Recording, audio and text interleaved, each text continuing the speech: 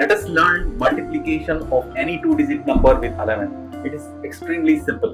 We are multiplying 34 with 11. You just keep 3 here and 4 here. Keep a space in between and just add 3 and 4 as 7. Your answer is 374. If you want to see one more question, you want to multiply 57 with 11.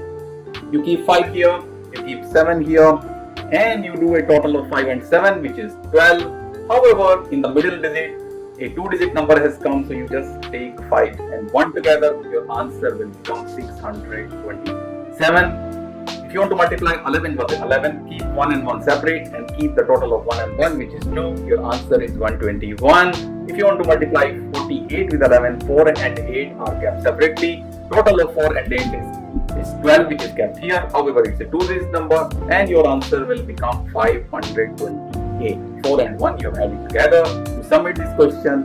Now you can directly speak in the answer. 34 times 11 is 374. 42 times 11 is 462. 67 times 11 will become 737. All this is possible to be done mentally, and these worksheets you can complete in Math2Shine platform.